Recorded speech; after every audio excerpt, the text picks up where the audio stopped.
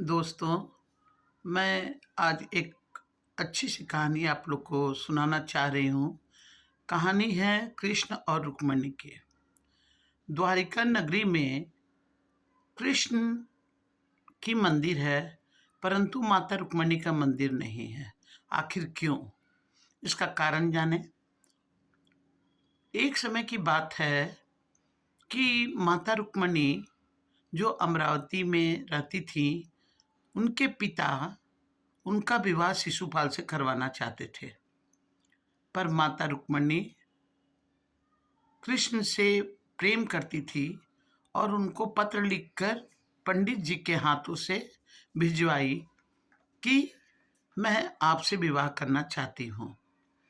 कृष्ण शिशुपाल से लड़कर माता रुक्मिणी से विवाह किए चैत मास के एकादशी के दिन, और उसको माता रुक्मिणी को जब द्वारिका लाए तो उन्होंने सोचा कि जीवन विवाह के पश्चात जीवन प्रारंभ करने से पहले किसी ब्राह्मण को भोजन कराना उचित रहेगा। इसलिए वो ऋषि दुर्वासा को भोजन करवाने के लिए चाह रहे थे और ऋषि दुर्वासा को बोले कि चलिए आप द्वारिका, वहाँ हम आपको भोजन करवाते हैं। परंतु ऋषि दुर्वासा बहुत ही क्रोधी गुस्सैल स्वभाव के थे, सबको पता है।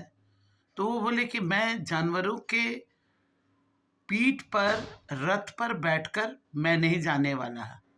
यदि तुम सबको इतना ही मुझको ले जाने का शौक है तो तुम सब खुद बैल के स्थान पर स्वयं को, यानी खुद ही बैल के जगह पर अपने आप को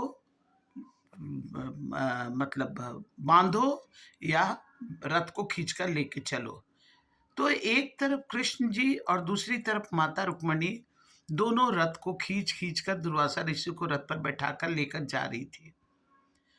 अब चलते चलते माता रुक्मिणी को थकान के कारण इतना प्यास लगा कि वो बर्दाश्त नहीं कर पाई, और माता रुक्मिणी जो है वो कृष्ण को कही कि हे नाथ, मुझसे प्यास बर्दाश्त नहीं हो रहा है, आप कहीं से भी पानी का व्यवस्था कीजिए, मैं प्यास से मरे जा रही हूँ, मुझे बहुत प्यास लगा है।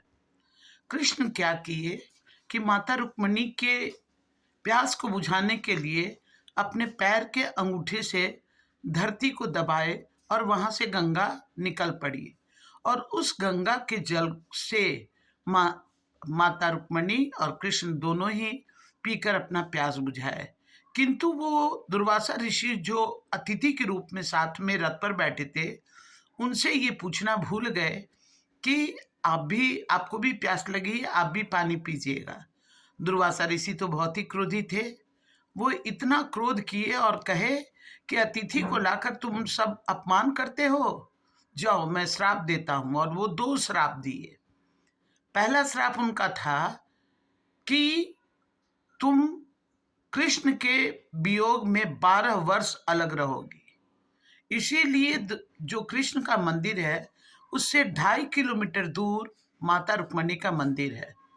तो ये दुर्वासा ऋषि के द्वारा दिया गया श्राप है कि 12 वर्ष तक तुम कृष्ण के वियोग में अलग रहोगे। और दूसरा कि तुम सबों ने मुझको जल नहीं पिलाया है, इसलिए द्वारिका में कहीं भी पीने योग्य पानी नहीं मिलेगा, खारा जल मिलेगा। और उस खारे जल के कारण माता रुक्मिणी के मंदिर में लोग जल दान करने के लिए द्रव्य अर्पण करते हैं, और 84 कोस तक वहां पीने योग्य पानी नहीं मिलता है। ये दुर्वासा ऋषि के श्राप का ही प्रभाव है जो आज तक वहां पीने योग्य जल प्राप्त नहीं होता है। जबकि इतनी बड़ी नगरी है, परंतु वहां पीने योग्य पानी न होने के कारण लोग पानी को खरीद कर या पानी के लिए पैसे दान करते हैं। यही कृष्ण की भूमि का रोचक कहानी है बच्चों।